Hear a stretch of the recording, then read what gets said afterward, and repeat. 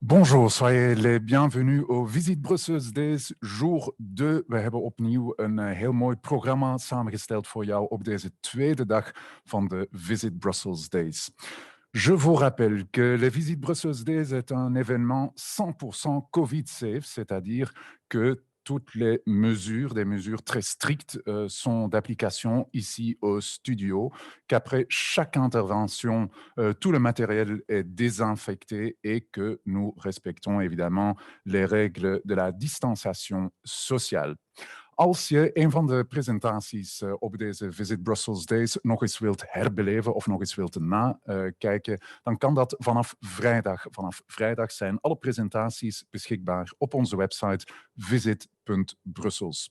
Si vous avez des questions, n'hésitez pas, vous les posez dans le chat, shoot dans le chat, je dirais.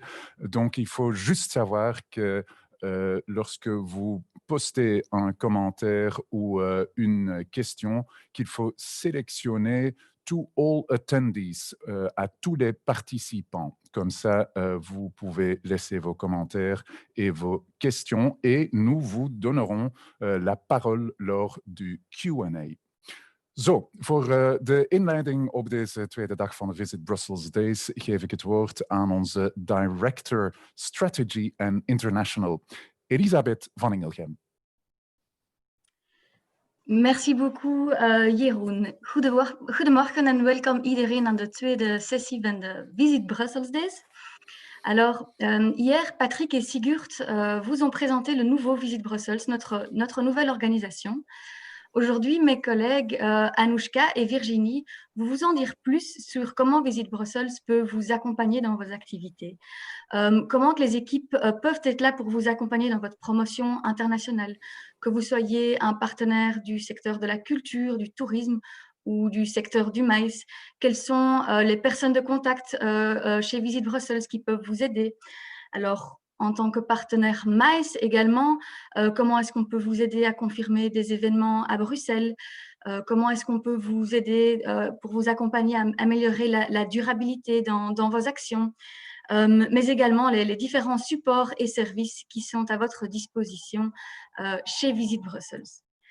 De teams van Visit Brussels hebben heel hard gewerkt om een inspirerend en toekomstgericht programma aan jullie te bieden. Et nous pouvons compter cette semaine sur un panel de speakers externes de haute qualité Nous avons eu la chance hier d'écouter Denis Genevoix. Plus tard, nous aurons également Jérôme Ramaker et Alexandro Cortese avec nous. Alors, ils sont vraiment là pour nous donner cette inspiration, pour baser nos réflexions, pour travailler sur le tourisme de demain avec vous. Alors, à la fin de chaque session, chaque journée, vous allez recevoir via le chat un formulaire que nous vous demandons de compléter pour partager avec nous vos idées, vos inspirations pour nos plans d'action futurs en 2022.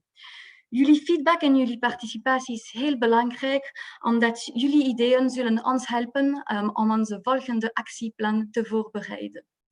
Voilà, alors avant de repasser la parole à Jeroen pour la suite du programme, je répète de ne pas oublier de bien mettre dans le chat all panélistes et all attendees si vous voulez que vos messages puissent être lus par tous. Voilà, bonne session et je relaisse la parole à Jeroen.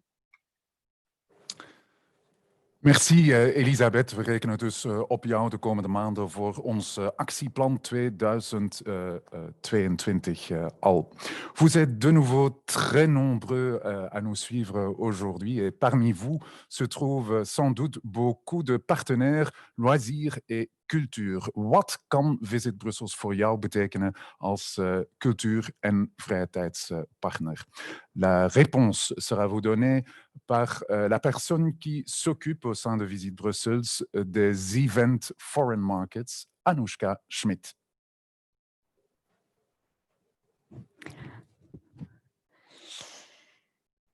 Merci Jeroen, merci Elisabeth.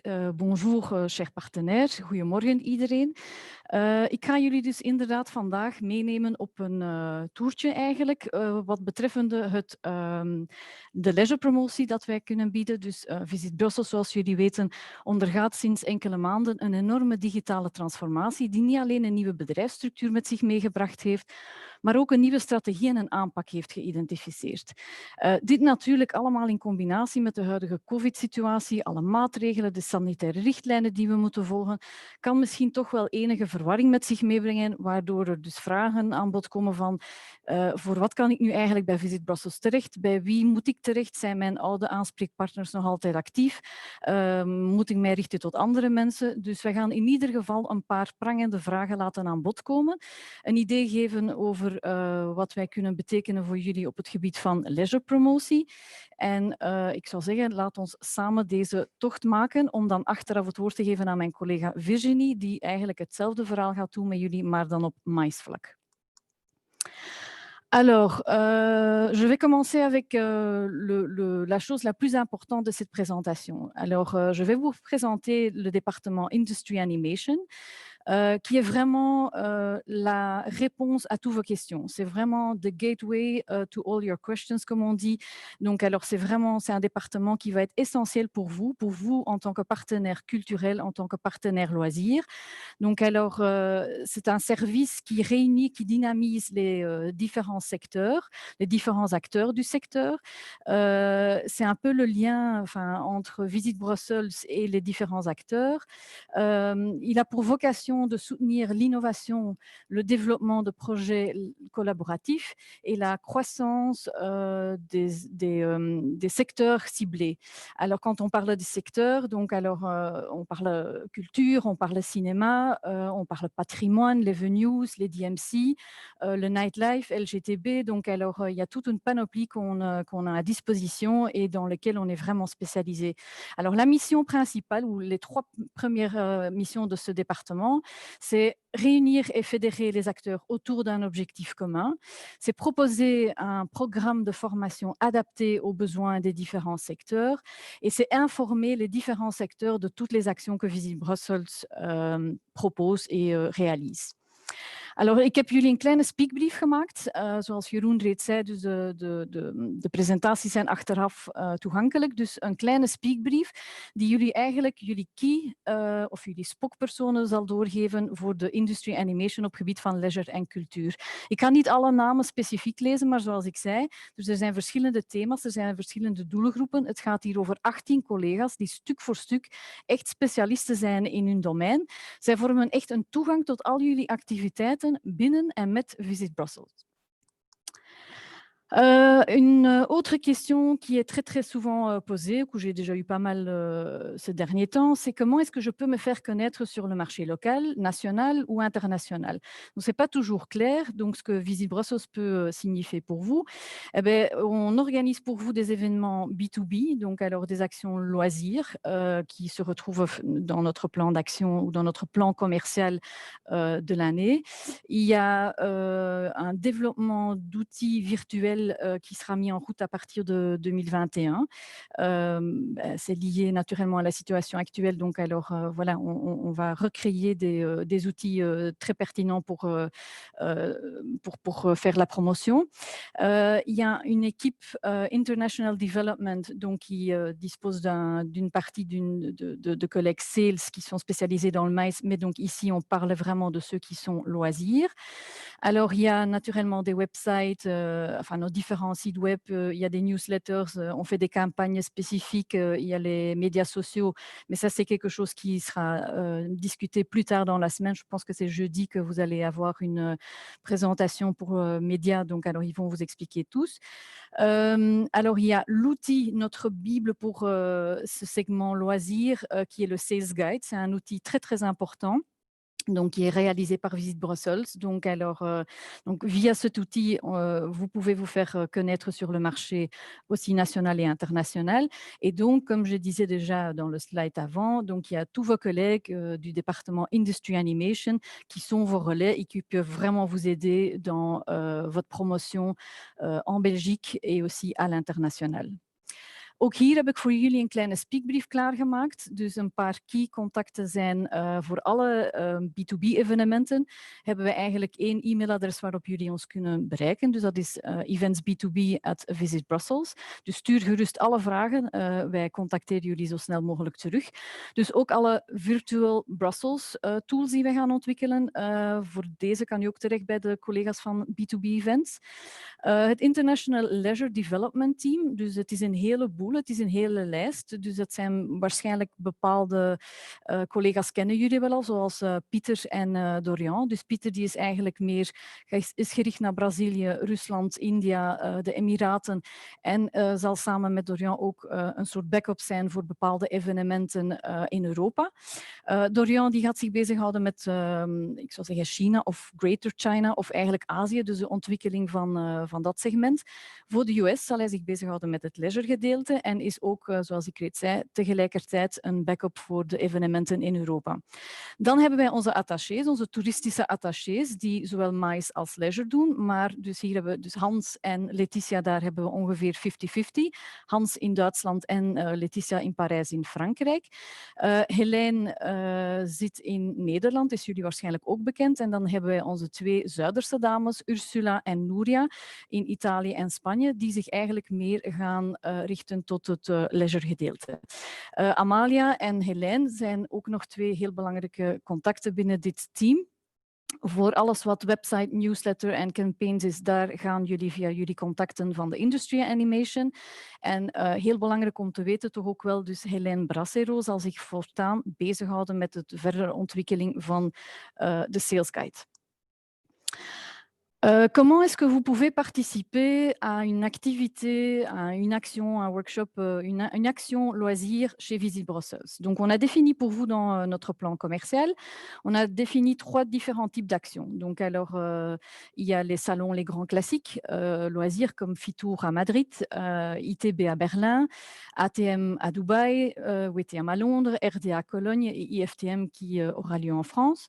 Alors, on a prévu quelques workshops, c'est des nouvelles initiatives, donc alors des workshops qui sont vraiment destinés à des DMC, à des OTA, et alors il y aura aussi un workshop plus tard dans l'année prochaine pour tout ce qui est les connexions des trains de nuit.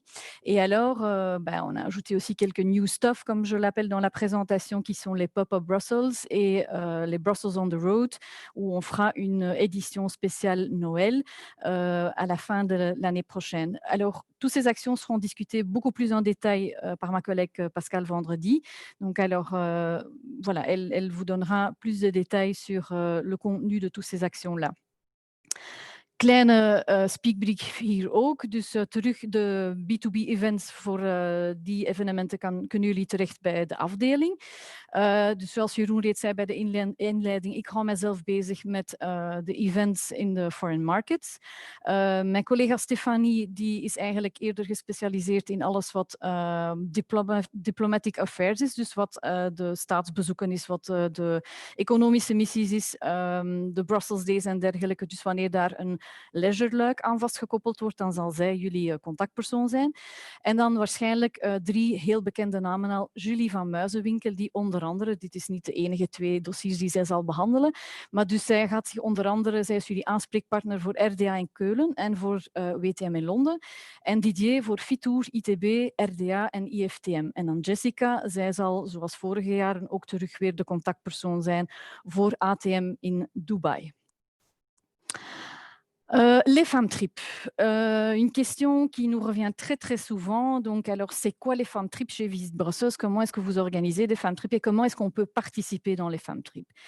Ben, c'est assez simple. Donc, alors, dans les femmes trip, on a 3 types de femmes trip qui sont actuellement qui sont mis à disposition.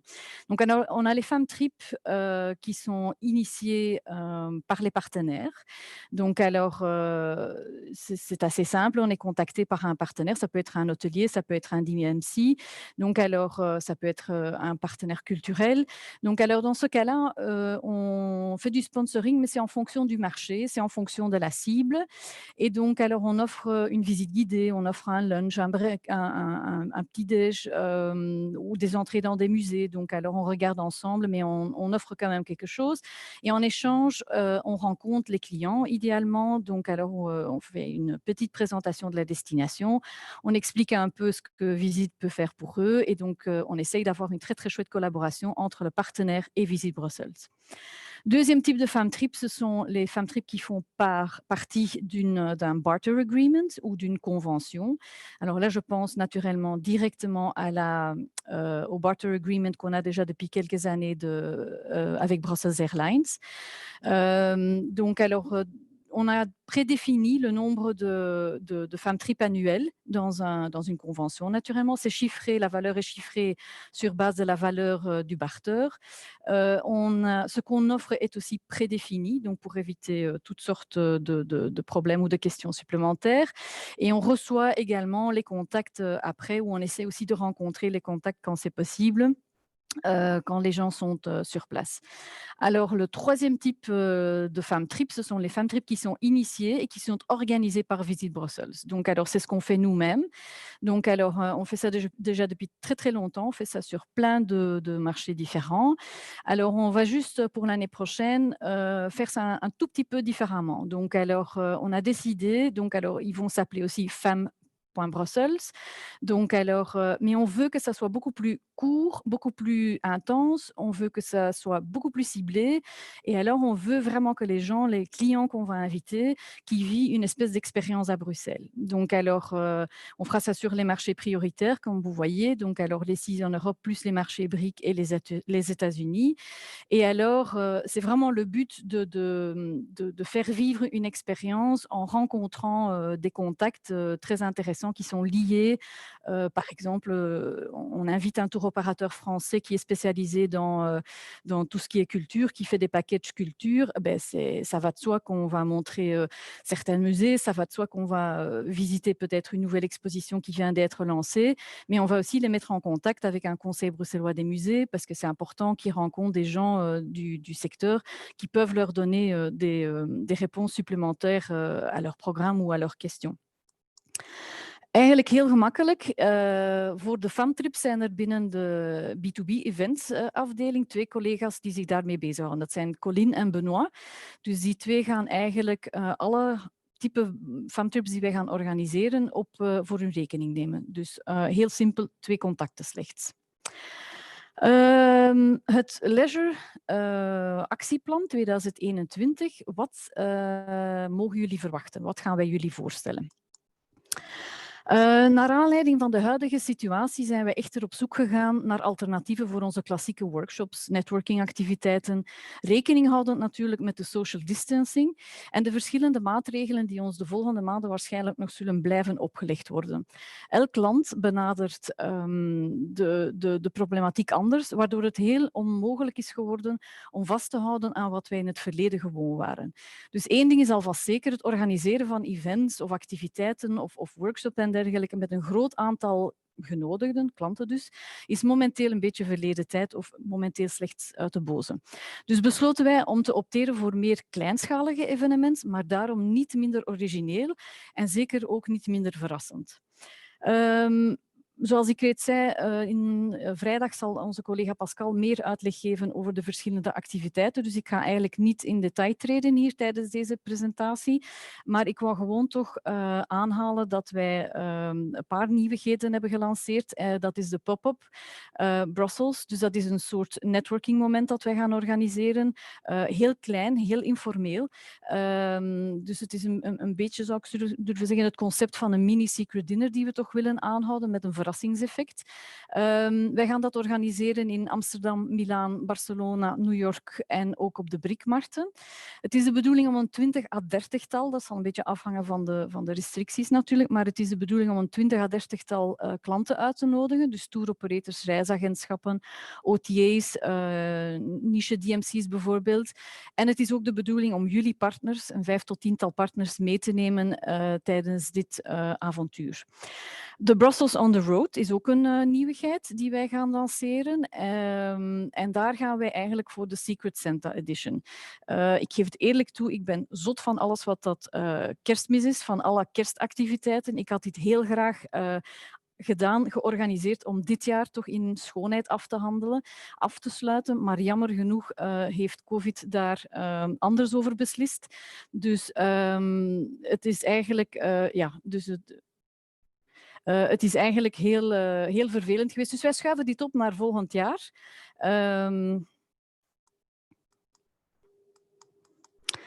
Er is een klein technisch probleem, excuseer. Ik zal de mensen van de studio moeten aan hun oren trekken. Dus er is zoals ik reeds zei, dus wij gaan dit volgend jaar organiseren. Dus dat zal in december zijn dat wij gaan organiseren. En jullie zullen daar ook de mogelijkheid hebben om deel te nemen. Een volgende vraag of een volgend iets waar wij het willen over hebben met jullie is waar en wanneer kunnen wij jullie helpen? Il y a très souvent, on reçoit très souvent des questions sur oui, je suis très nouveau sur le marché, je ne connais pas, donc alors qu'est-ce que je dois faire? C'est très simple. Donc alors commencez votre chemin, votre recherche par Visit Brussels. Donc alors, on peut vous renseigner de prendre contact avec 3 départements essentiels dans votre découverte.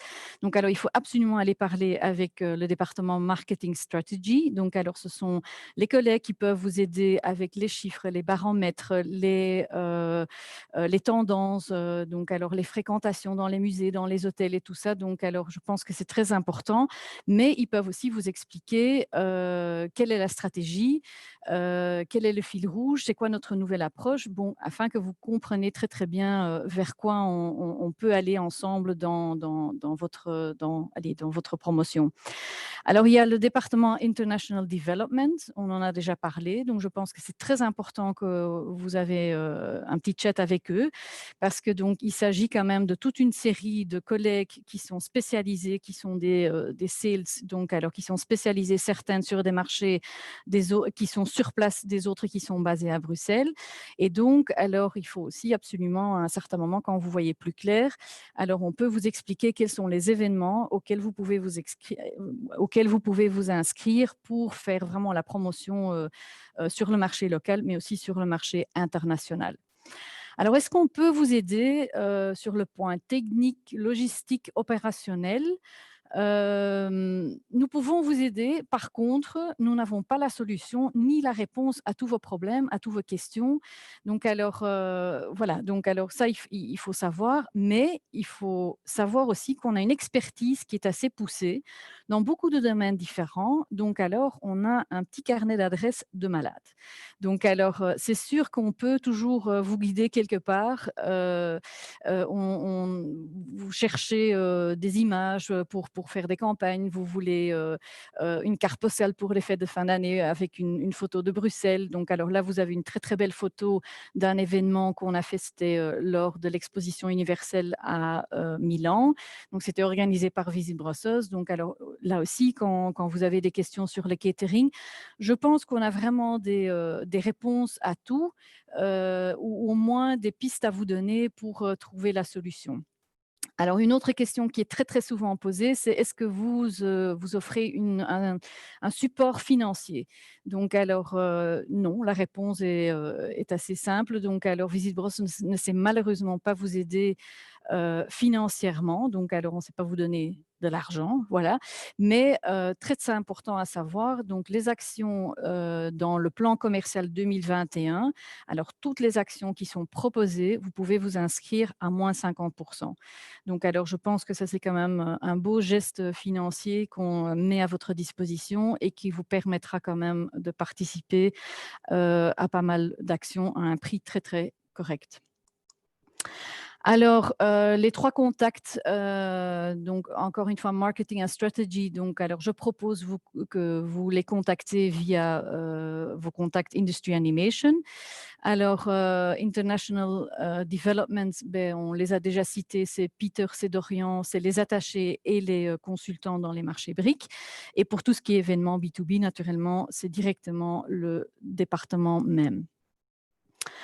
Alors une dernière, petite, thématique, c'est, le côté sustainability. Donc alors, très souvent on nous demande: «Tiens, est-ce que Visit Brussels peut nous aider, à rendre notre offre ou donc notre activité, plus green et tout ça?» Donc alors, bah, voilà, donc alors, à partir du printemps 2021, il y aura plein d'outils qui seront disponibles online. Donc, vous les voyez, donc il y aura un meeting guide, pour des réunions green. Il y aura une checklist avec des ressources à Bruxelles. Donc, il y aura une vraie méthodologie pour quand vous voulez organiser des événements. Donc, alors, ça peut être petit, grand, donc alors tout type d'événements.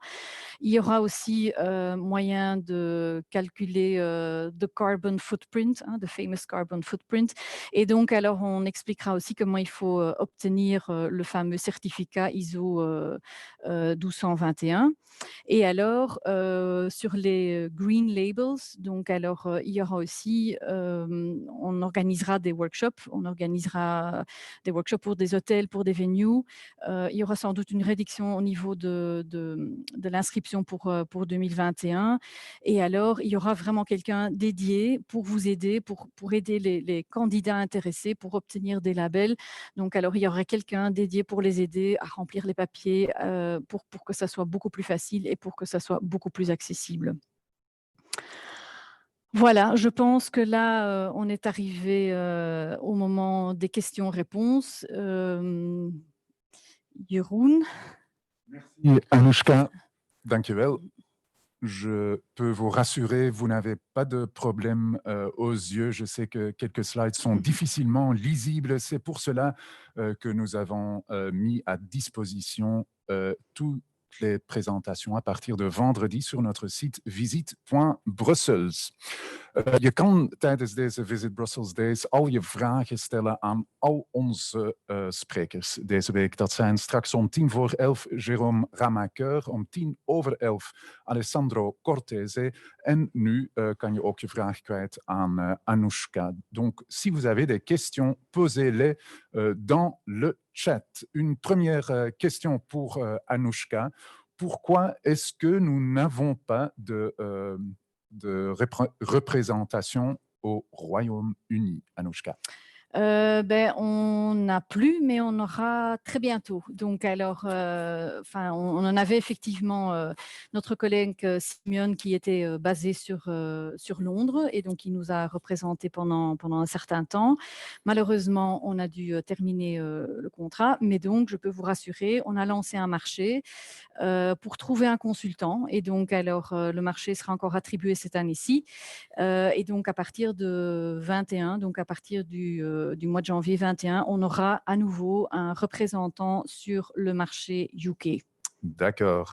Deuxième question. Quand allons-nous recevoir la liste des Sales Action 2021 pour s'inscrire? Il me semble avoir déjà vu un mail passer, mais la liste a dû changer avec la situation sanitaire. En effet, donc on a fait lors d'une dernière présentation, donc alors on a parlé du plan commercial 2021.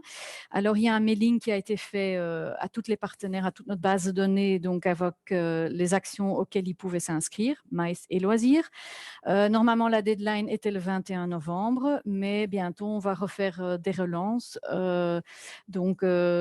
Aussi, en fur et à mesure, on adapte, je cite par exemple ITB Berlin, qui est devenu entre-temps virtuel, donc ça a été confirmé par l'organisateur qu'en mars, il n'aura pas lieu en présentiel, mais donc il sera virtuel. Donc, alors, on modifie chaque mois donc alors la liste avec toutes les actions sur notre site, mais donc bientôt on va faire des relances, donc alors voilà, donc vous allez recevoir un petit rappel pour vous inscrire, mais c'est toujours possible de s'inscrire.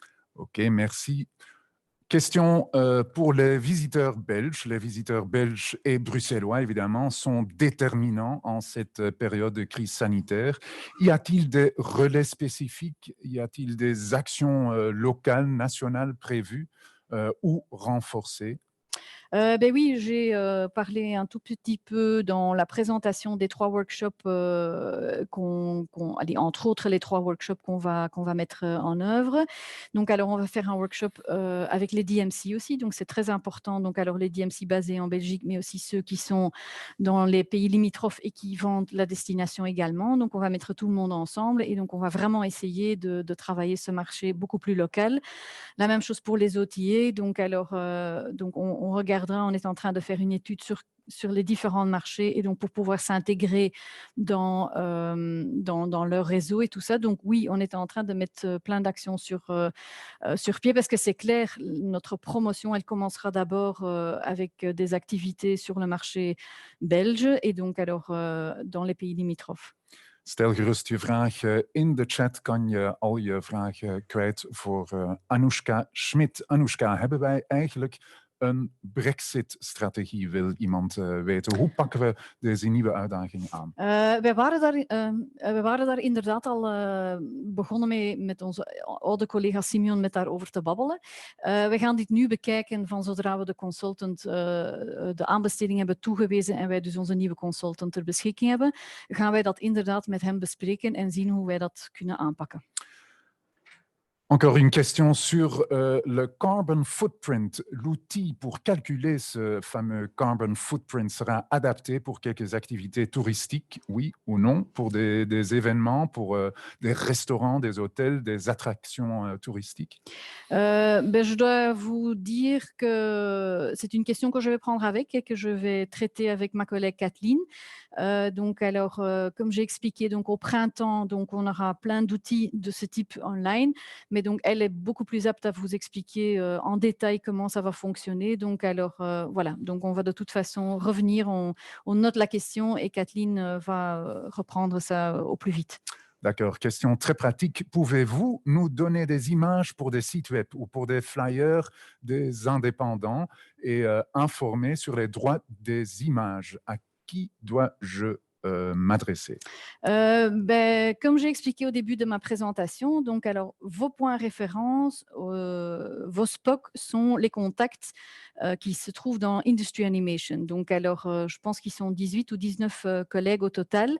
Donc alors, dans le slide, c'est bien expliqué qui s'occupe de quelle cible. Donc alors, J'aurais pu donner la liste, mais donc alors là, j'ai 5 slides avec que des noms chez qui il faut s'orienter. Donc alors, ce sont les collègues toujours du département médias. Donc alors, c'est là que ça se cache quelque part. Mais donc alors, prenez contact avec Industry Animation, votre référent, et donc alors enfin lui, il va vous aiguiller vers la bonne personne. Mais oui, juste pour répondre à la question, c'est toujours possible. Et donc alors, c'est clair. On vous expliquera quand il y a des droits, pas des droits, quand les images nous appartiennent, vous pouvez les utiliser. Donc alors, oui. Donc alors, c'est toujours possible d'offrir des images pour des sites, pour des flyers, pour de la documentation, oui. D'accord. Anouchka, est-ce que nous aurions dû recevoir un retour si nous nous sommes déjà inscrits aux actions? Comme je disais, la deadline était le 21 novembre. Donc alors, je pense pas que je dois beaucoup expliquer autour de la situation et les restrictions Covid. Donc alors, on est là où on est aujourd'hui. Donc alors, donc il y a des inscriptions pour des actions, mais donc alors, on a vraiment besoin de faire de relance pour assurer. On voit que les partenaires attendent. Donc alors, ils veulent être sûrs et certains. Donc alors, que les actions auront lieu. Donc alors oui, il y a encore personne qui a eu une confirmation définitive pour dire oui, vous êtes inscrit ou pas. Donc ça viendra de toute façon parce qu'on fait ça chaque année. Mais donc je veux quand même profiter de cette occasion pour pour vous dire. Tenter le bonheur pour le dire, enfin essayer quand même. Donc on propose des actions qui sont nouveaux. Donc alors de temps en temps, une action passe en virtuel. Donc je sais que ça fait peur. On voit ça, on voit les réactions des partenaires. Donc ça fait peur. On a fait WTM à Londres pour une première fois en version online. C'est compliqué, il faut l'avouer, c'est un nouveau monde qu'on découvre et donc tout le monde n'est pas du tout doué de la même façon dans tout ce qui est, ce monde online. Donc alors, il faut surtout pas avoir peur. Donc alors, on va de toute façon bien vous accompagner parce que là, on a vraiment marqué qu'il y a un besoin du côté partenaire. On va vraiment vous accompagner pour pouvoir participer dans toutes ces actions online ou dans toutes ces nouvelles actions qui font peut-être un peu peur parce qu'on ne connaît pas trop. D'accord. Encore une question sur le marché belge. Y aura-t-il des actions type campagne marketing, campagne de communication touchant les Belges en 2021 dans les langues nationales et avec un contenu touchant les familles, culture, etc. Ouais. On l'a déjà fait en 20, donc alors j'ai bien compris en interne qu'il y a une continuité qui est prévue. Mais encore une fois, mercredi, c'est nos collègues du département médias qui font leur présentation et donc eux, ils vont vous expliquer vraiment en détail ce qu'ils vont faire en 21. Mais je pense que oui. Question financière. Anouchka, les prix indiqués dans le plan commercial transmis tiennent-ils compte de la remise de 50%? Apparemment pas. On a le plan commercial qui est disponible sur notre site. Donc alors là, on indique chaque fois le prix de l'année passée, le prix à 100%, et on met entre parenthèses le prix moins 50%. Donc c'est bien repris. Dans les formulaires d'inscription, c'est tout de suite le prix moins 50%. Donc c'est vraiment le prix qu'ils vont payer. D'accord, nog één vraag voor we naar de volgende spreker gaan. Een vraag opnieuw over de Brexit, aangezien Londen een erg belangrijke hub voor dit deel van Europa is. Moeten we dan niet sneller handelen? Een nieuwe consultant bijvoorbeeld. Hebben we dat niet nodig? Die moet zich inwerken en voor we het beseffen is 2021 voorbij. Wij zijn daar inderdaad al even mee bezig met die aanbesteding van die consultant. Wij hebben dat zo snel mogelijk opgepikt. Dus van het moment dat wij wisten dat Simeon wegging, hebben wij dat inderdaad opgepikt. Die ganse strategie, ik denk dat het beter is om dit te doen met iemand die lokaal ter plaatse echt voeling heeft met de markt en die ons kan begeleiden in hoe wij dit correct moeten aanpassen. Dat zijn geen dingen waar wij maanden gaan laten overgaan. Dus dat stond ook beschreven in de aanbesteding. Dus dat een heel belangrijk luik was. Dus die mensen weten dat al. Dus degenen die gereageerd hebben op onze aanbesteding, die weten dat dit een heel belangrijk item is en dat wij daar onmiddellijk gaan op werken van het moment dat wij starten. Want wij kunnen ons inderdaad niet permitteren om daar nog maanden over te gaan en dan tegen eind 2021 te zeggen en nu weten we wat we gaan doen. Nee, dus dat wordt het zeker niet. Dankjewel, Anouchka Schmid. Parlons maintenant tourisme d'affaires. Quels sont mes contacts au sein de Visite Brussels en tant que partenaire MICE Het antwoord wordt je gegeven door onze manager International Development, verantwoordelijk voor onze convention en association bureaus, Virginie Lurquin.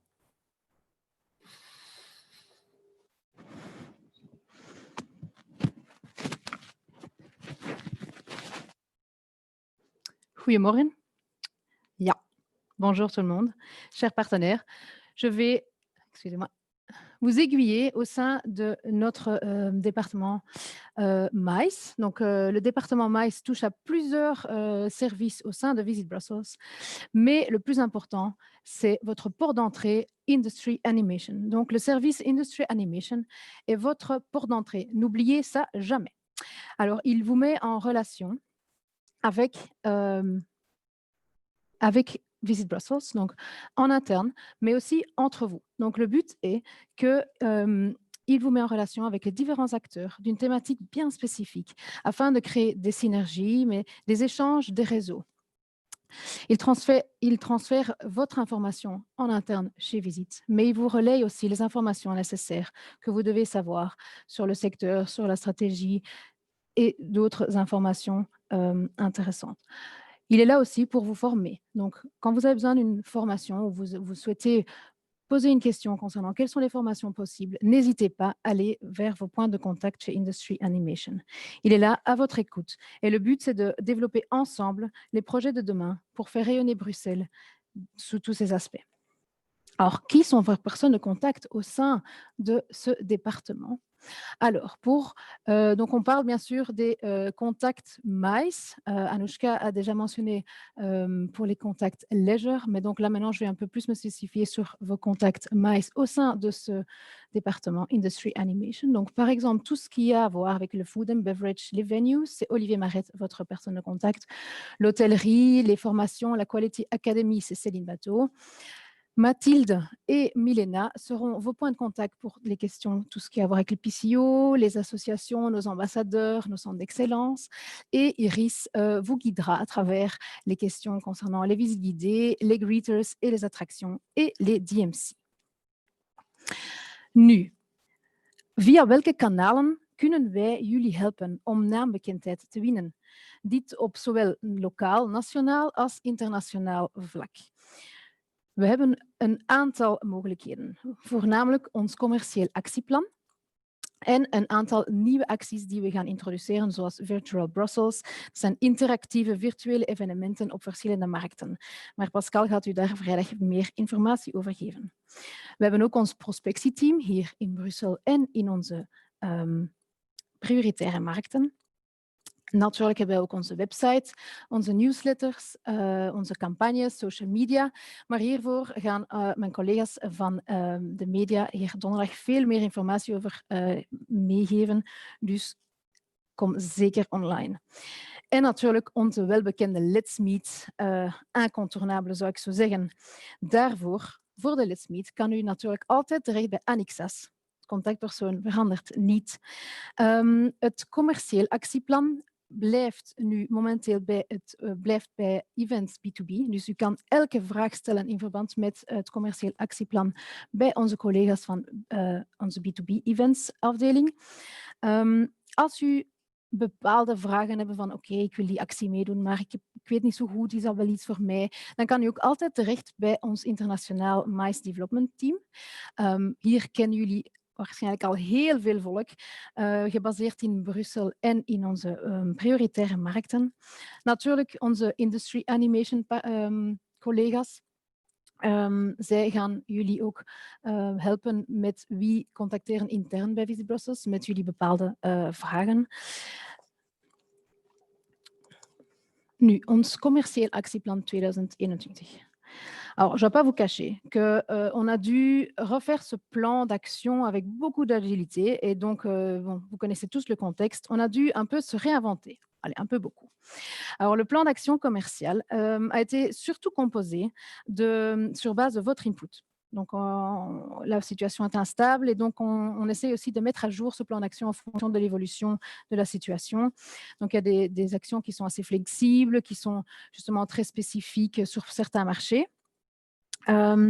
Notre stratégie, surtout, elle est là pour se concentrer sur l'expérience qu'on donne au client. Le client est central. Donc, c'est vraiment très important qu'on tienne bien compte de ça.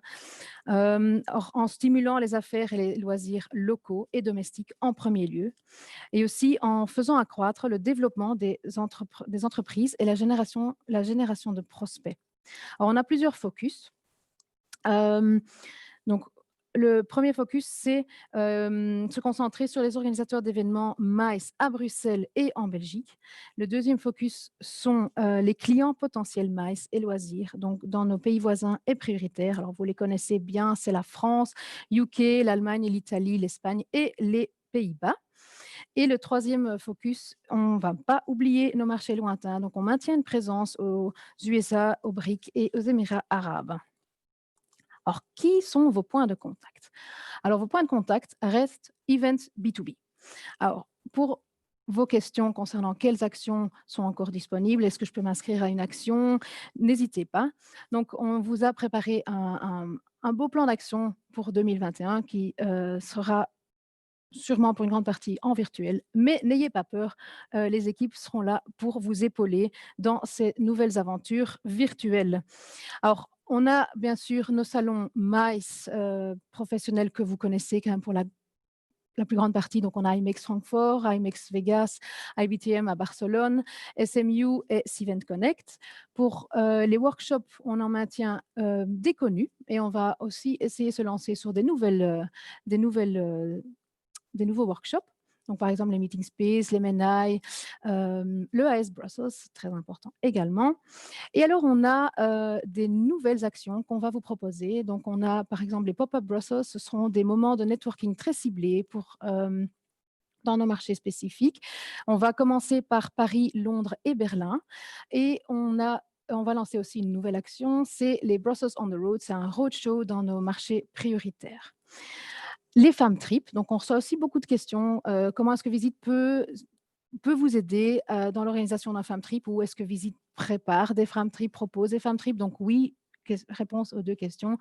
Vous pouvez toujours vous adresser à Colline et Benoît au sein de Events B2B si vous souhaitez que Visite Brussels s'intègre à votre Femme Trip, ou si vous avez besoin des informations, ou plutôt si vous souhaitez qu'on prenne en charge un workshop ou qu'on ait une présence sur place pour présenter la destination dans sa globalité.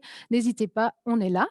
Et on va aussi vous proposer plusieurs Femmes Trip venant de nos marchés prioritaires. Voilà, alors ici j'ai aussi mis un petit cheat sheet, donc comme ça vous avez directement les personnes de contact nécessaires si vous avez une question spécifique concernant ce que je viens d'énumérer. Alors bien sûr, vous avez plein d'autres questions et on nous demande maintenant, je suis un nouveau partenaire, comment est-ce que Visite peut m'aider justement à me positionner, à atteindre des clients?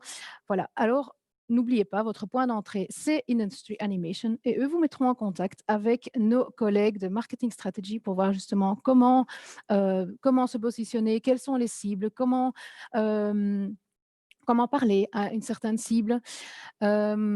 Voilà. Après, on a aussi nos autres équipes, International Development et les Events B2B qui pourront également vous aider et vous aiguiller sur quel choix à faire dans votre plan d'action 2021 et plus tard, bien sûr. Alors, on a aussi parfois les questions sur est-ce que vous pouvez nous aider sur des aspects techniques, logistiques ou opérationnels. Or, on sait, on va peut-être pas savoir vous aider sur tout, mais on va d'office pouvoir vous mettre en relation avec quelqu'un qui pourra vous aider. Donc, n'hésitez pas, vous avez n'importe quelle question à ce sujet, vous posez votre question à Industry Animation et ils vous trouveront les contacts nécessaires. On nous demande aussi si Visite peut offrir un support financier. La question, c'est non. Mais on peut vous aider à trouver les contacts auxquels vous pouvez poser ces questions financières. Alors, cette année, on vous propose un plan d'action commercial à moins 50%.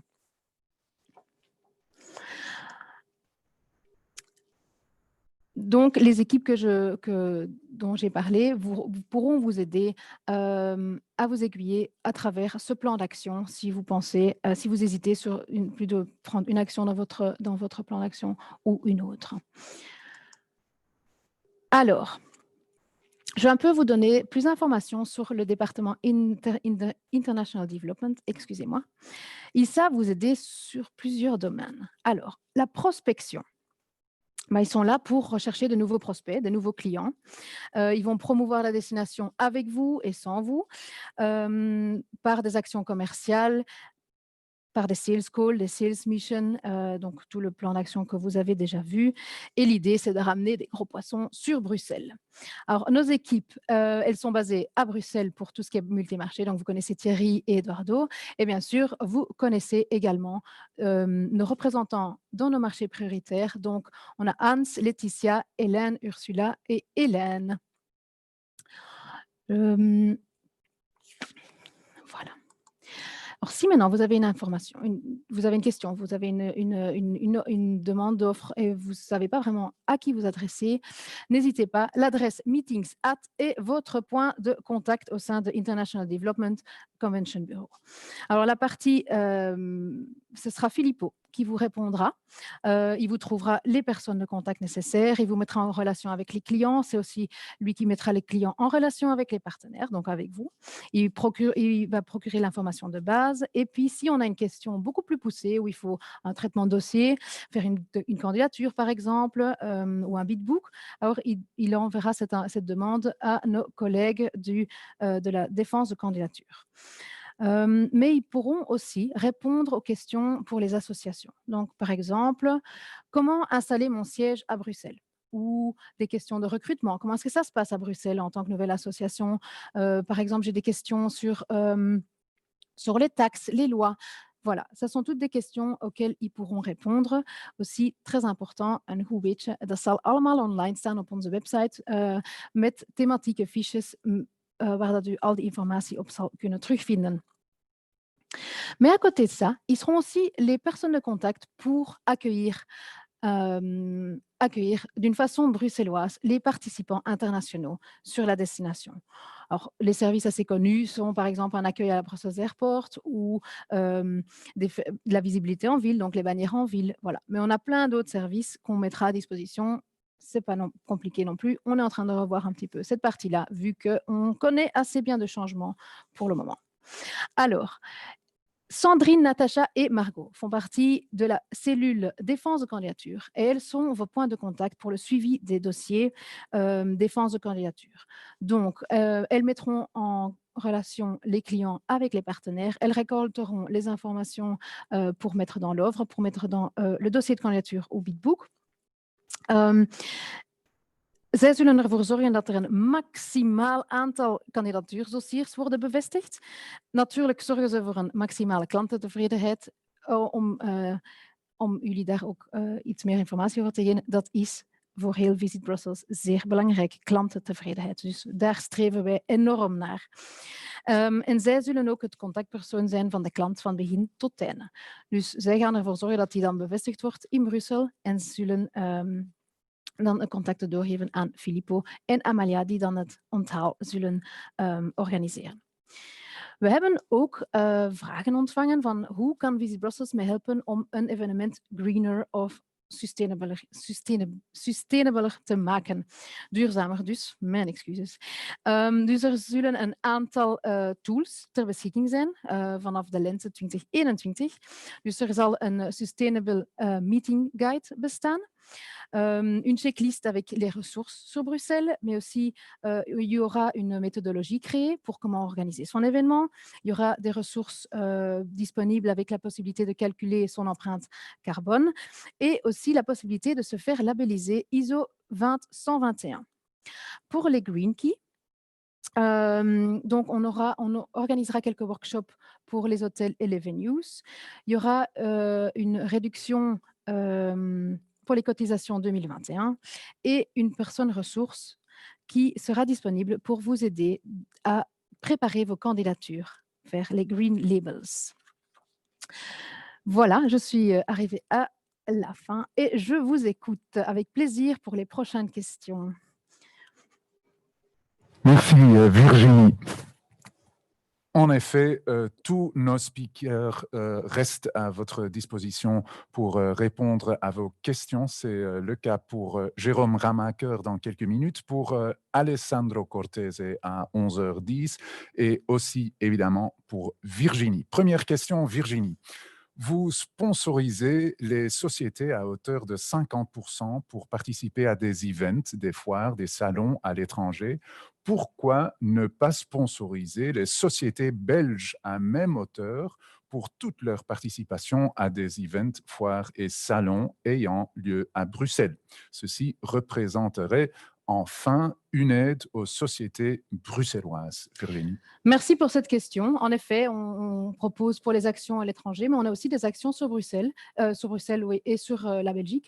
Donc, comme ça fait partie de nos actions 2021, c'est envisageable. Donc, il n'y a qu'à poser la question. Je vous reviendrai plus dans les détails après ça, mais en effet, c'est à vérifier en interne, mais normalement, il n'y a pas de souci. D'accord. Zijn er nog vragen? Aarzel niet, stel ze in de chat. Je kan ze natuurlijk ook altijd later stellen. Je hebt de gegevens van al onze sprekers. En je vindt de presentaties, zoals je weet, op het einde van de week, vrijdag, op onze website visit.brussels. Nog een vraag, Virginie. Le green label, on parle bien de la clé verte uniquement. Alors pour le moment, on parle de la clé verte, oui. Donc, on aura quelqu'un qui sera là pour aider à préparer les dossiers parce qu'on est conscient que ça prend énormément de temps et qu'il y a beaucoup de questions. Et donc, si on a un référent en interne, il va pouvoir vous aider parce que ce sont souvent les mêmes questions et donc, ils pourront vous aiguiller pour faire plus facilement un dossier. Mais si vous avez des questions sur d'autres green labels, oui, il n'y a aucun souci, posez-les. Kathleen est là, elle est notre référente, elle pourra vous aider. D'accord, merci Virginie Lurquin. Hercommuniceren, recommunicating, recommuniquer. Ça, c'est le sujet de la présentation de Jérôme Ramaker, spécialiste en communication culturelle et en marketing culturel. In welke mate hebben de afgelopen moeilijke maanden, de bijzondere omstandigheden van de jongste maanden, de communicatie veranderd? Daarover heeft Jérôme Ramaker het. Jérôme, the floor is yours. Merci beaucoup, Jeroen. Bonjour à tous. Alors, moi, je vais vous proposer pendant ces quelques minutes de prendre un peu de recul sur les 9 mois écoulés et d'analyser ensemble l'évolution stratégique de la communication culturelle, parce qu'effectivement, depuis mars, il y a eu énormément de changements. Le public s'est emparé du numérique, mais les opérateurs culturels aussi.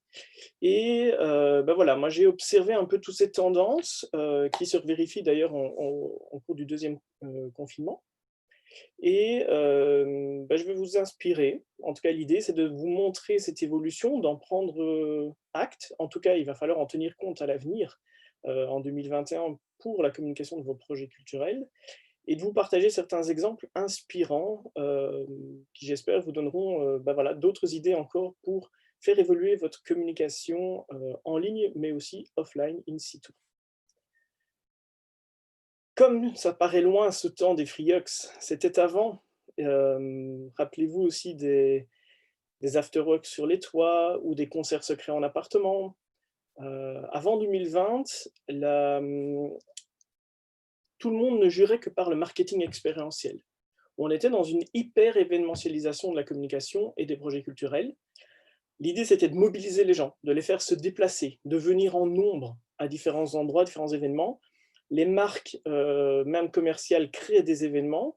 Nous, nos événements, on crée des événements pour communiquer sur les événements. Donc, on était vraiment dans une démarche d'hyper-événementialisation.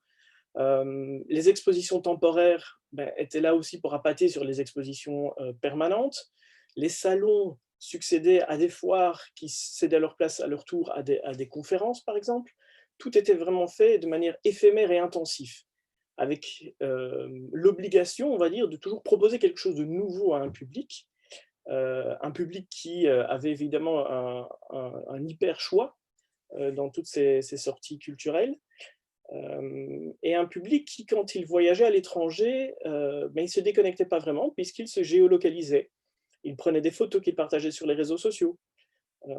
et se rencontraient à travers les réseaux sociaux autour de communautés d'intérêt. Et c'est vrai que tous ces éléments-là, que ce soit le Free Hugs ou les concerts ou les événements, avaient un seul point commun, finalement, c'était de provoquer la rencontre. On avait cette communication qui était faite pour se rassembler. Et c'est évidemment ce phénomène-là, rassembleur, cette expérience collective, qui fut stoppée net lors du premier confinement, dans sa croissance qui était exponentielle. Alors, mars débute le premier confinement. On m'a contacté assez vite pour justement conseiller les acteurs du secteur, parce que c'était un peu nouveau, on était devenu invisible. On ne pouvait plus organiser de spectacles, de concerts, d'événements, les artistes étaient un petit peu perdus. Et pourtant, il n'y a jamais eu autant de culture en ligne. On s'est rendu compte que pendant le confinement, énormément d'acteurs culturels se sont emparés des réseaux sociaux pour nourrir les populations confinées, finalement, en activité. Il y a eu cette aide, en fait. Je pense que la culture a vraiment aidé la population à rester chez elle et a fait preuve d'énormément de résilience. En partageant, par exemple, des challenges créatifs, genre Kunst en Quarantaine, en déployant des live streams pour parler des coulisses, pour se tenir au courant, en fait. L'idée, c'était de garder le lien et de proposer notamment aussi des ateliers pour occuper les enfants. Donc, on est en train de tester des choses. On a beaucoup expérimenté lors de ce premier confinement, mais ce qui était significatif, c'était la créativité et surtout la motivation des opérateurs culturels. Elle était contagieuse jusqu'à la surabondance. J'en parlerai plus loin, mais c'est vrai que petit à petit, il y avait une certaine maladresse des réalisations, mais cette maladresse, elle était excusée par cette volonté de faire le bien et de se tenir au courant et de se soutenir mutuellement. Je pense que les activités, les challenges qui ont eu lieu... non, vous pouvez revenir sur la précédente encore. Les challenges qui ont eu lieu étaient là aussi pour dédramatiser les contraintes sanitaires. C'était pas évident. On nous donnait des consignes, on nous privait de nos libertés qui étaient nouveaux. Et donc, voilà, ces détournements ont permis justement, je pense, aussi de dédramatiser, de soutenir les contraintes sanitaires avec des hashtags. Alors, les hashtags, c'est pas nouveau, mais il y en a eu pléthore pendant le confinement, justement, qui ont eu ce rôle de faire le lien entre nous et de se challenger. Une des différences qu'on a remarquées en communication culturelle, c'est qu'avant, les réseaux sociaux étaient souvent pris pour les opérateurs culturels, pour les institutions, comme des supports promotionnels qui étaient là pour chasser le buzz. On faisait de la réclame, quoi. Venez voir notre expo, qui veut voir notre expo? Mais on n'utilisait pas les réseaux sociaux pour ce qu'ils étaient, c'est-à-dire des lieux sociaux. Et on a vu que pendant le confinement, il y a eu cette dimension beaucoup plus altruiste. Même dans les rues, les publicités avaient disparu. On était vraiment dans une communication, un dialogue, tout simplement parce que les opérateurs n'avaient plus les moyens de communiquer sur ce qu'ils font ou de proposer des événements, et donc ils ont commencé à communiquer sur ce qu'ils sont. Tout ça évidemment pour ne pas perdre en visibilité et d'exister numériquement.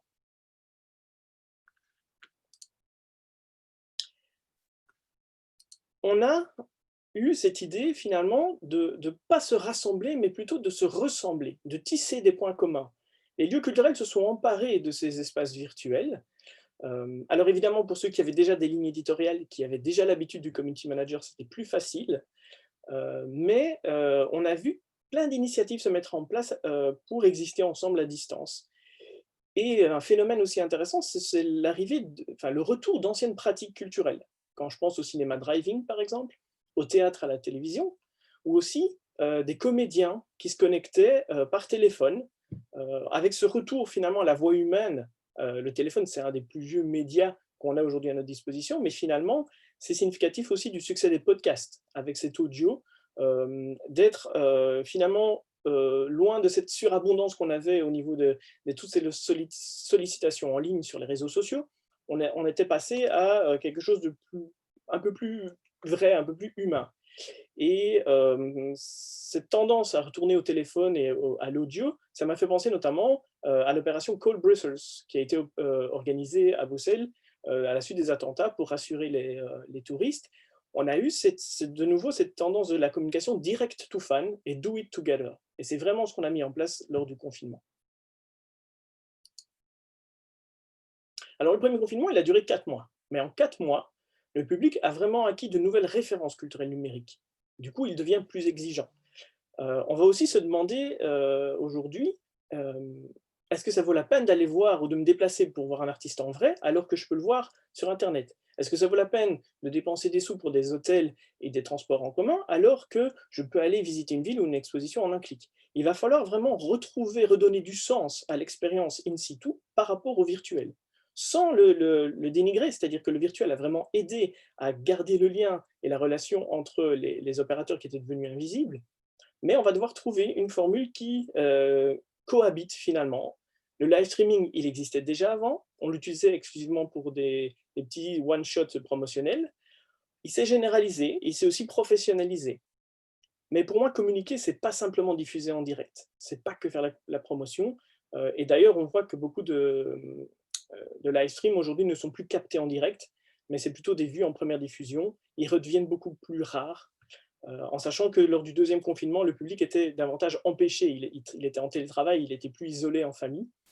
Et ben, il a acquis une expérience aussi de l'interactivité et de l'authenticité à travers le live stream qui finalement le met en contact direct avec les fans ou les visites sans passer par d'autres intermédiaires. La question de la gratuité s'est posée, mais plus tard, à partir du moment où ça durait, où on se demandait est-ce qu'on peut en vivre, est-ce que j'ai envie d'en vivre comme ça. On a mis en place des plateformes à la demande, des chapeaux virtuels. Il y a eu des accords entre, par exemple, Twitch et des droits d'auteur pour les artistes qui streamaient leurs concerts.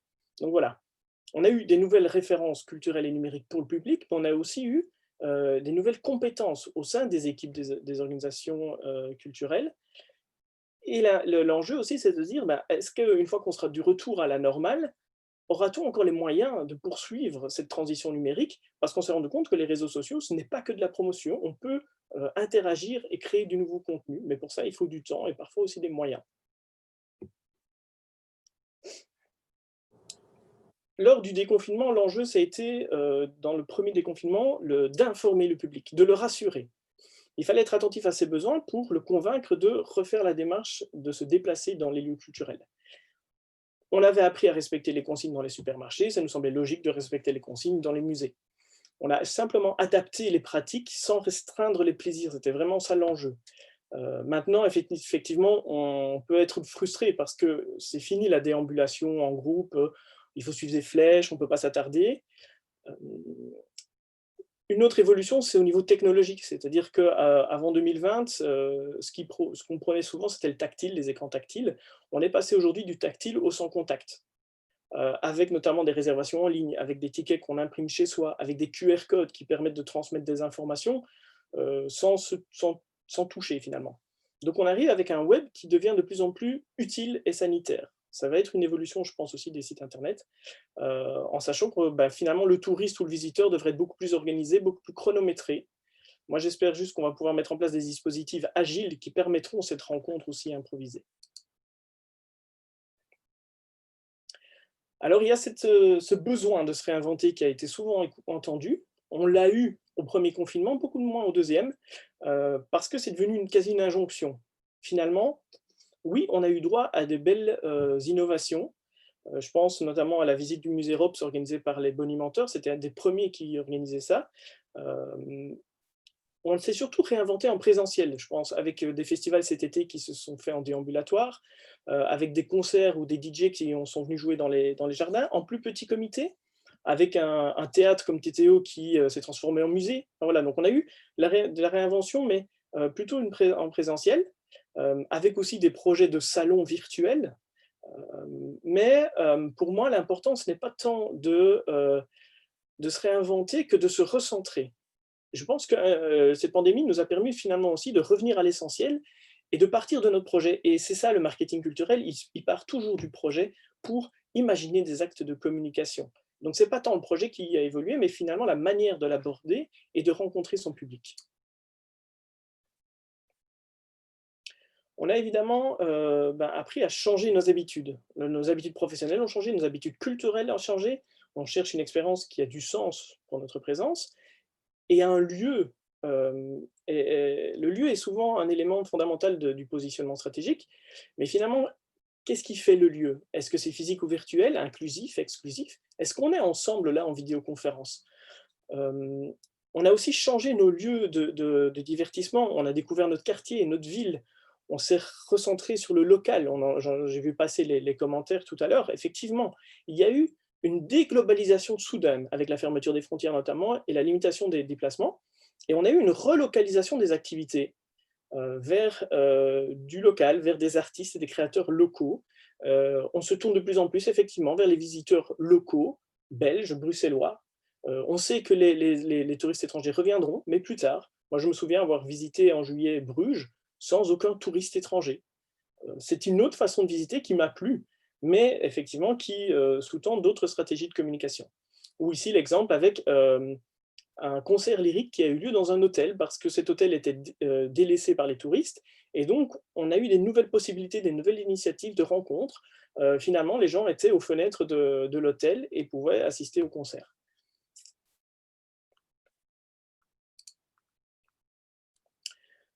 On a eu droit à un déconfinement avant un reconfinement, et il y a vraiment un changement entre les deux.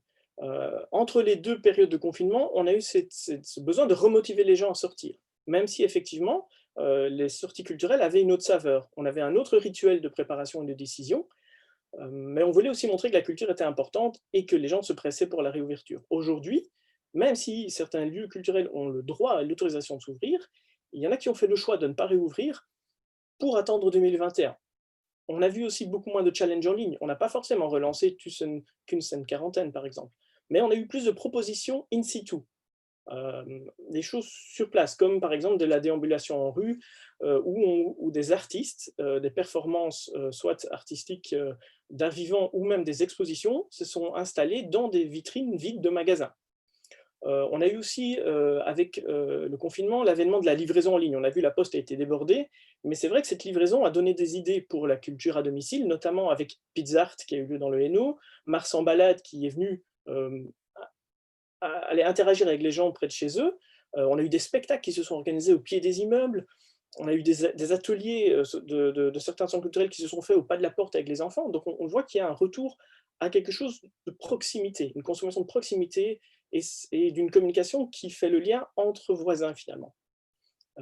Avec des expositions, enfin des expériences aussi de plein air, et du coup là, de nouveau, connecter mais sans contact, puisqu'on peut s'informer et faire de la médiation culturelle à l'aide notamment de son smartphone dans une promenade en plein air.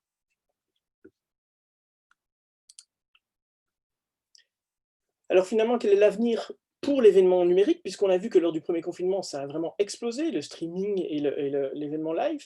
Il y a eu deux choix. Il y en a qui ont arrêté ou qui ont vraiment redonné une place ponctuelle à l'événement numérique, et d'autres qui ont vraiment investi dans des moyens, qui se sont équipés en matériel vidéo. On a vu des visites guidées en direct avec vraiment peu de matériel, mais de manière très professionnelle, toujours avec cette interaction avec le public. On a retrouvé les médiateurs culturels qui étaient un peu au chômage technique et qui ont repris leur place dans cette interaction. On a vu comme aujourd'hui aussi des événements qui sont organisés dans une salle, et donc plus derrière un ordinateur, et où on fait appel à tous les métiers de l'événementiel. Il n'y a pas de public, mais on a des invités qui sont présents virtuellement en vidéoconférence. Donc c'est un peu des organisations hybrides. Moi j'ai remarqué deux enjeux par rapport à ces événements-là, c'est que la première chose, c'est qu'il y a une absence de journalistes. Les événements virtuels aujourd'hui font peut-être l'objet d'une brève ou d'une annonce, mais ne sont plus les lieux de reportage des journalistes. Alors qu'avant, les événements, c'était vraiment le moyen d'attirer les médias qui viennent tourner sur place, interroger les invités, les participants. Et donc, on a plus cet impact médiatique avec les événements virtuels. Il y a aussi une autre concurrence, ce sont par exemple des festivals qui étaient hyper géolocalisés, qui ne se concurrençaient pas puisqu'ils étaient chacun dans des régions différentes. Aujourd'hui, ils doivent capter l'attention des mêmes publics connectés. On a une concentration de lieux dans les réseaux sociaux et un même type d'expérience vécue, même si ce sont des événements différents. Avec un public effectivement qui rentre et qui sort aussi à sa guise. Avant, dans des événements traditionnels, on a le bar, on a des stands pour pouvoir les retenir. Aujourd'hui, on voit bien dans certains événements, les publics rentrent, sortent, et ce sera ça un enjeu aussi, c'est de garder son attention pendant tout l'événement. Alors, dernière slide pour vous dire qu'effectivement, la communication culturelle a beaucoup évolué. On ne pourra pas faire comme avant. même si on s'est rendu compte que elle a prouvé que face à la crise, elle était importante et qu'elle permettait de partager autre chose que simplement de la retable, de la promotion. Elle fait lien, la culture permet de communiquer entre les gens.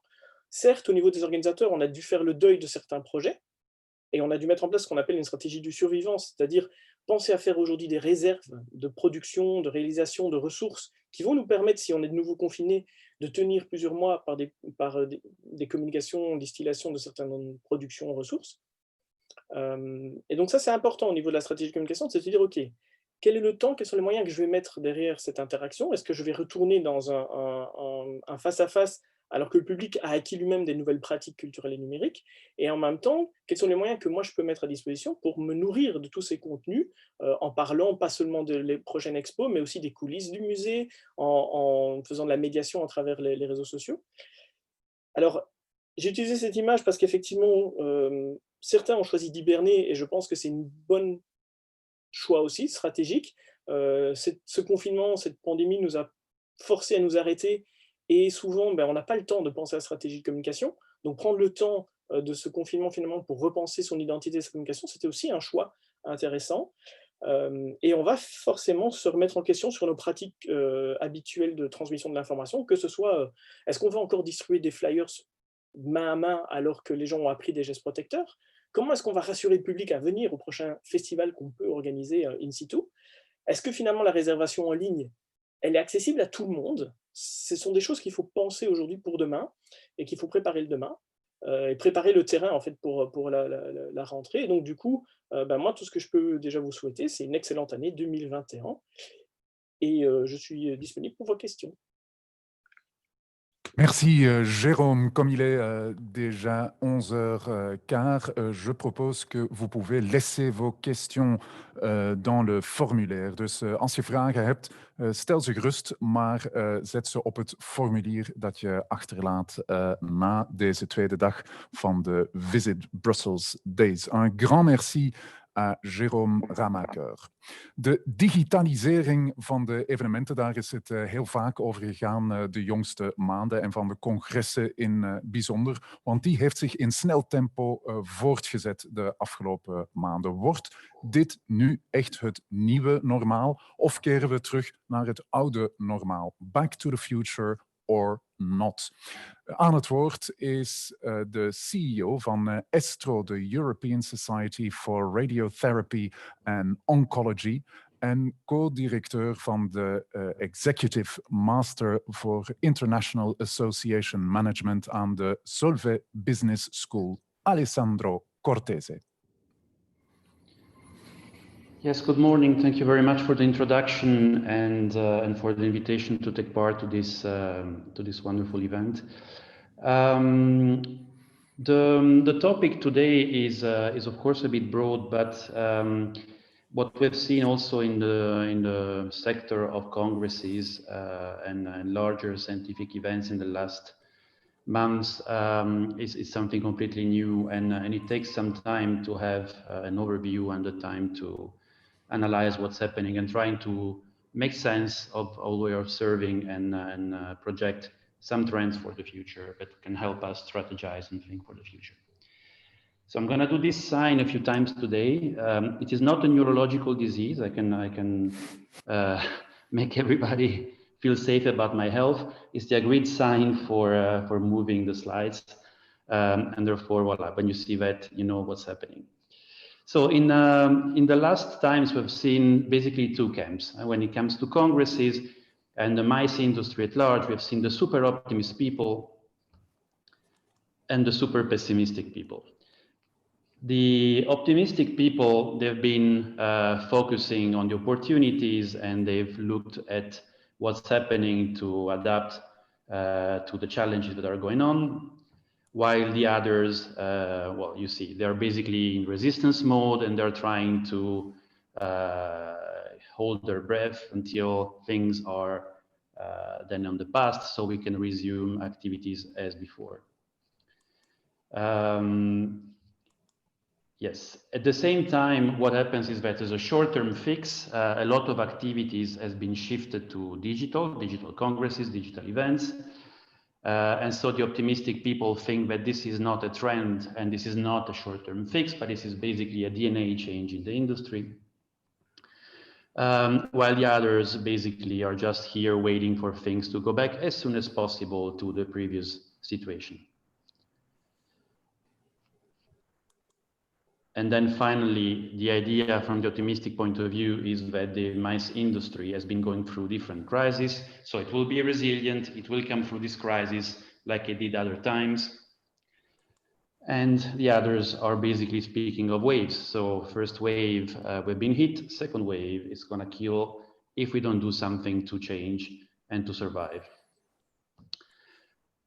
So the topic is basically linked to the idea of taking one step back and then understanding what has happened before, what were also the traits that made this industry so fragile, because in fact it vanished, it almost collapsed completely now in the COVID times, and what could be done to do something different for the future. You see here that if you wonder what this slide is about and what this complicated graph is, well, this is a graph of the trips in Back to the Future in the three movies. So basically the travels that Marty McFly, so the main character, does in the past and in the future to fix the mess that he's doing around him, the different trips that he makes. So let's do something similar. Let's also take the time machine and let's go one step back. Next.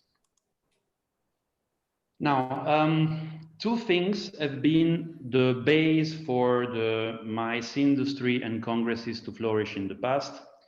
And this is two things that we've been keeping into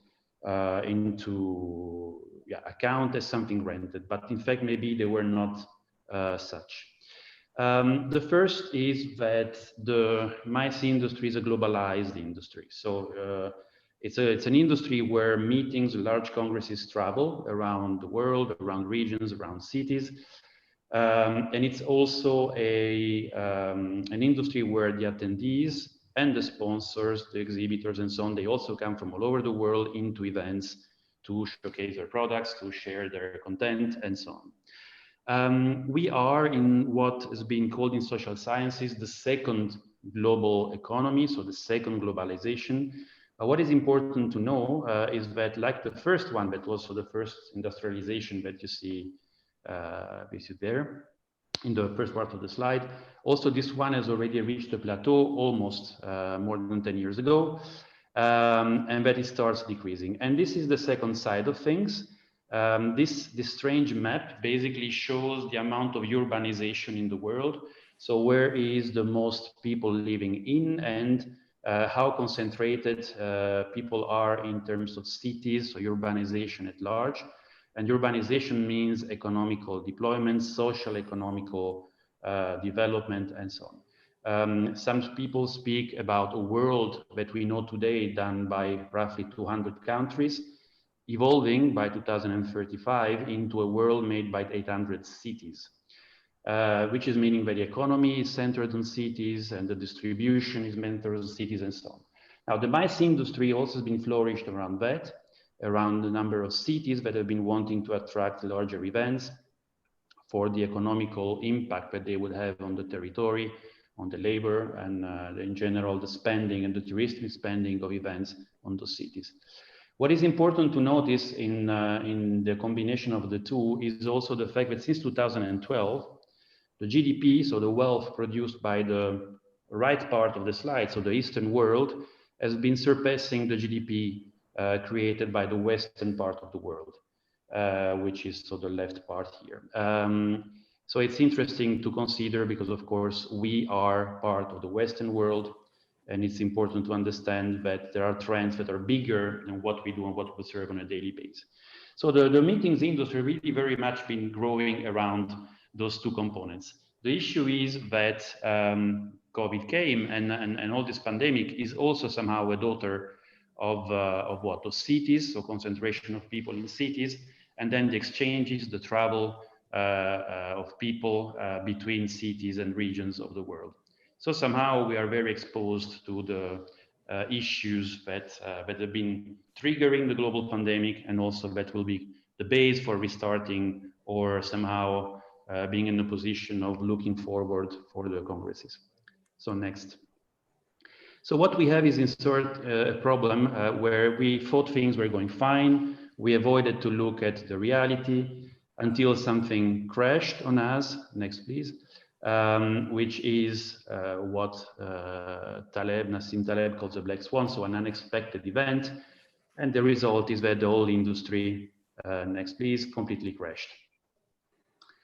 Next. So what we have here is what we call also an induction problem. The induction problem is we are in a trend that pushes us, that sustains us, more meetings, more people traveling, more cities wanting to have meetings, a big organic growth going on at a very fast speed. But at the same time, also having signs of things that would make the whole system fragile, but not wanting to see them because somehow there is an optimistic and positivistic view about the future that things will continue to go in that way. The good way to describe this is what also is called the Turkey issue. I don't know if you're familiar with it, always by Nassim Taleb. So a turkey is what? A turkey is an animal that has a life of about 1,000 days. And with time, the well-being of the turkey increases over time because he's fed. The turkey lives well in a nice environment, receives food, goes with trust to the human that is feeding the turkey. Of course, in 1,000 days of life, the turkey may see around him other turkeys suddenly disappear once per year until his day comes. And of course, what the turkey is living is an induction issue where he thinks his life will always be the same, very positive, very easy, and then Thanksgiving one day comes and that's his turn. Next. So what is a Congress and what can we learn from what we used to do and what is evolving now? So a Congress is basically those four things here. There is originally a community, professional, scientific, that gets together, that wants to exchange content that serves the development of the same community. Content in congresses is basically content that is based, created by the community, but is also based on publications. So there is a review mechanism that somehow discriminates between good content and less good content. Through learning by content and through learning by exchanges, those communities, they try to maximize the outcome of their profession, of their scientific work. So they try to impact on the world positively. And that mechanism in the light blue in the center is also triggering a mechanism of access to other stakeholders that are interested for a reason or another to meet that original community. It can be for commercial reasons, it can be for political reasons and so on. So very quickly, next. From a community point of view, next, what is interesting is that a meeting, a Congress, represents an opportunity to not only stay in your own little network, as you see on the left side, but also to start to get to know who the brokers are that can lead you to access to other networks. So that's not dissimilar to what happens on social media. Think of LinkedIn. A Congress, if you want, is a live LinkedIn going on at some time for a few days in a specific location, but with a potential of live interaction that of course makes it extremely valuable for a scientific and a professional community. Next. The content, I think this is a very strategic and critical point that I would like to share. The issue with content is that there is an explosion of content in the last years. Next. You see this is a curve that shows how many new peer review papers are published, so scientific papers, peer review, are published every year with a trend. So it's important to notice that congresses were growing because of that need to create content, but that need is also evolving very fast. And there are more and more opportunities to capture the content that is not captured by the traditional offering, and that will create possibly additional meetings and additional congresses. Next. This is only in radiotherapy, which is the sector that I work for with Estro. What is interesting here is also to see that it's not necessarily only the Western world. You see that the Eastern world is really coming up very fast. You see Japan, Korea, China, all the different countries that scientifically are considered maybe wrongly to be somehow one step behind, and in fact they are now on the first line together with countries that are consolidated scientifically. So that world is also changing. Next.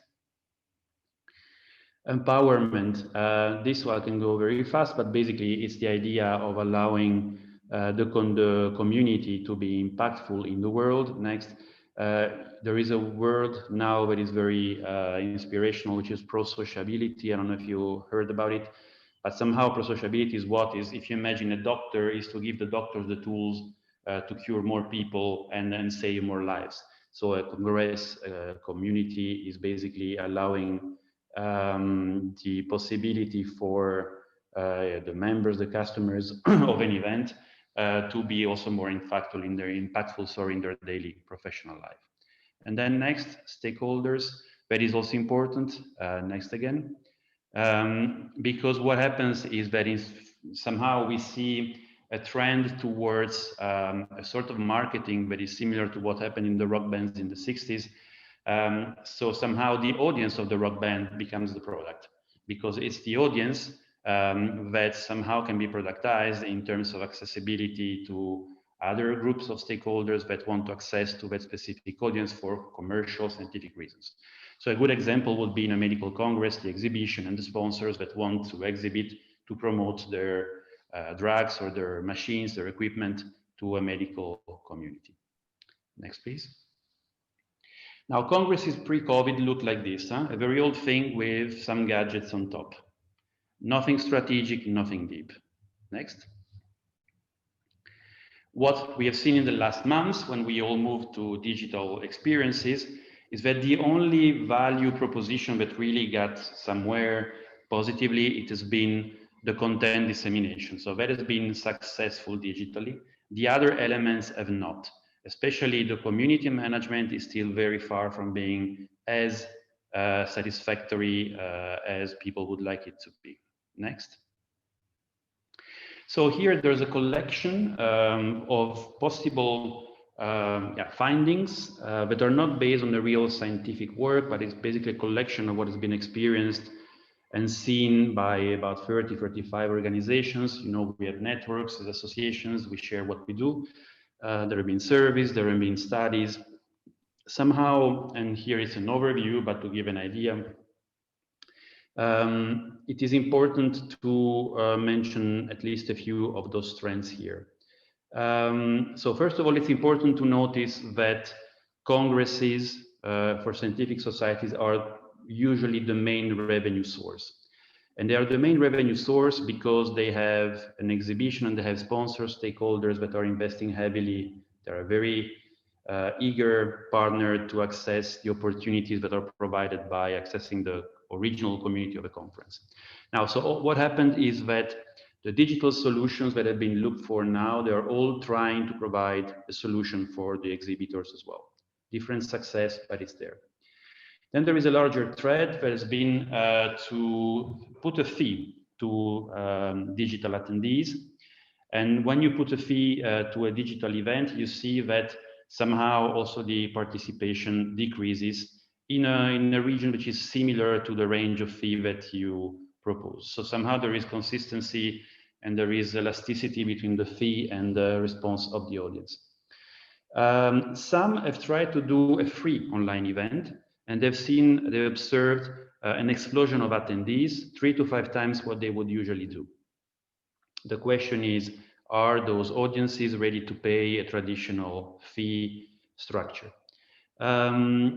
Interesting to see is that large or also smaller digital events, they can be profitable. Of course, you offset a lot of the physical costs, but they are less profitable than physical events when physical events are profitable. When they're not, of course, that does not change. On the contrary, what's interesting to notice is that for smaller events, the digital leverage make profitability linked to events that before they were not. Interesting that majority of this is half is planning to go hybrid. Hybrid means a live event with live audience, but also diversification of audiences digitally. And only a quarter is planning to go back to completely live without any digital component. And then maybe the last ones, for the sake of time, I can go quite fast. But if we go on this one, what we see is that there are two major trends going on at the moment.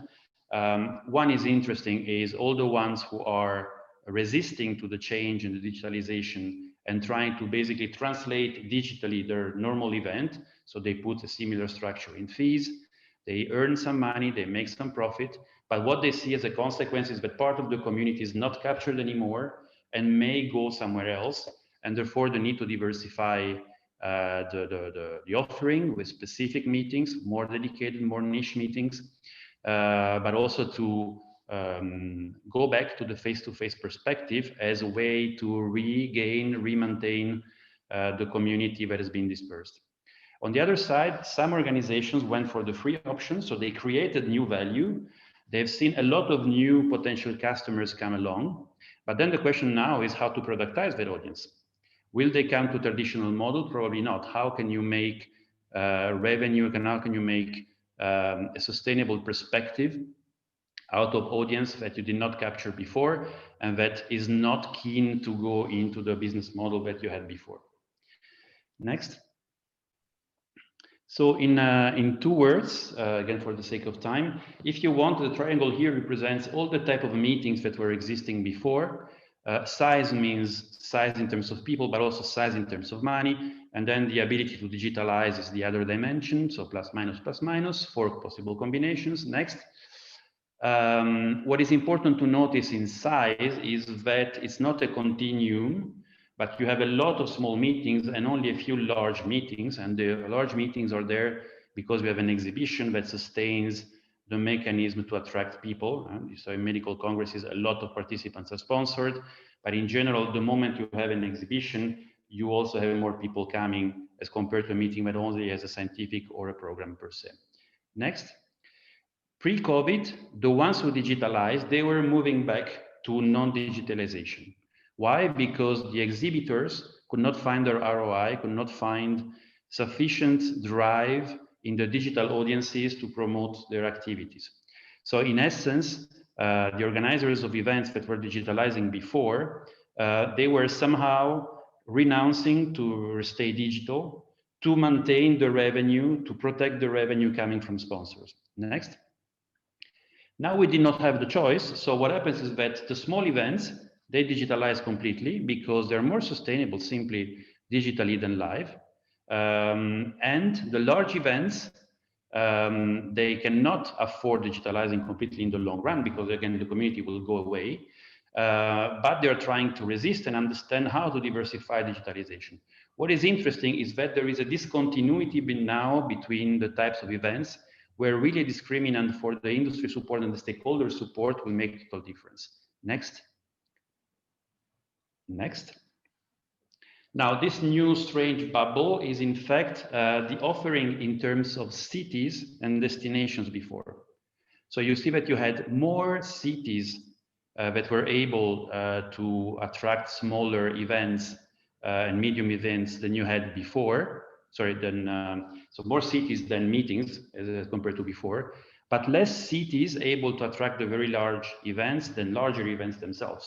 Okay, so next, in the combination, what you see now is that there is a sort of interesting phenomenon where a lot of the smaller events are becoming the target for what I call a studio effect. So the fact of moving into fully digital setup, a bit like what we're having today. But it's interesting to notice that there is a desolidarization between the destination effect and the actual technical needs. So you can perfectly have a digital small event organized in a studio, let's say based in Brussels, but you can say that the meeting is in fact branded as an Amsterdam meeting or a London meeting and so on. It's quite interesting to observe how that will evolve in the future as well.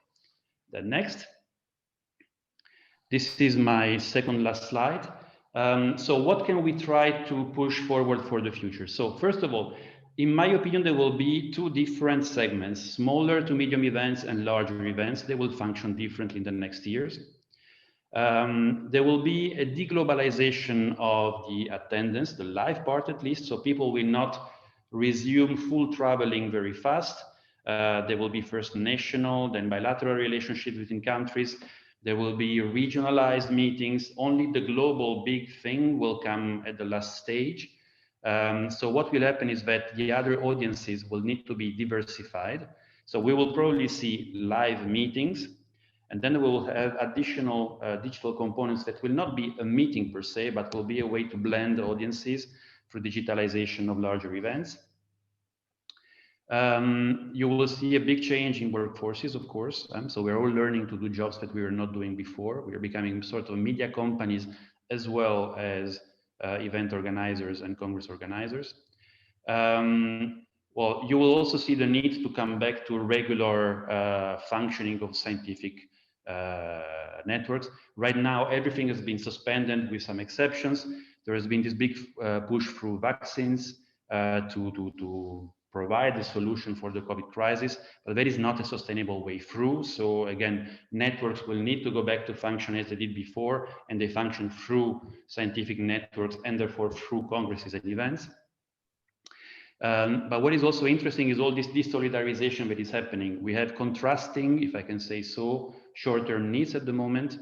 Everybody's after a short-term survival financially. There is risk mitigation needed on all sides. The old contractual modalities will not be probably sustainable in the future. Attritions will be a problem, and planning will be very short because, again, of mitigating risks. So for the next years, there will probably be less ability to be able to plan for a long time. Then I will only quote maybe the last one. I also think that, and it's fine to be here, but this is, Pierre Alechinsky, so from Brussels. Value is the whole question right now. How can we make sure that the speech about the storytelling about this industry now can be sustainable for the future? Probably all the touristic the discussion about spending will not be sufficient. This industry has to mean more than that to be able to justify why it should recover and restart soon. And that all value definition, meaning how meetings are not only an economical driver, but also a societal driver, and how congresses can translate into a better outcome for the citizens of the cities that host those meetings. So think about, again, healthcare doctors and how outcome of what the doctors do can improve saving lives, improving quality of healthcare, for instance. So those are the type of stories that will need to be created now to sustain and trigger the restart of the industry. So I'm here for questions. Thank you very much. Merci Alessandro pour cette présentation. Si vous avez des questions, als je vragen hebt, stel ze alsjeblieft in de chat. Vergeet zeker niet te selecteren to all attendees, tous les participants. En dan kan je je vraag stellen aan Alessandro. Vous pouvez le faire en anglais, en français ou en néerlandais.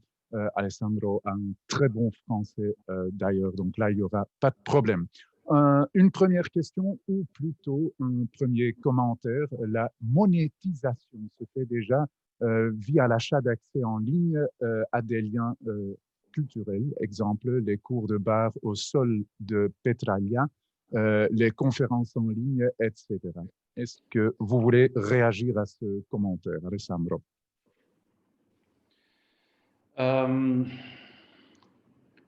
La monétisation chez nous, donc dans le secteur médical et les congrès en général, elle se fait vraiment via la possibilité de productiser l'audience vers les exposants.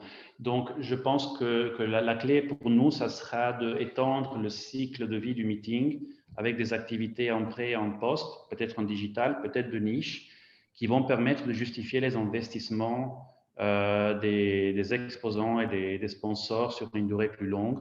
Alors peut-être ça ne va pas se traduire en plus d'investissement, mais ça va maintenir au moins le niveau d'investissement qui, au contraire, pourrait risquer de baisser.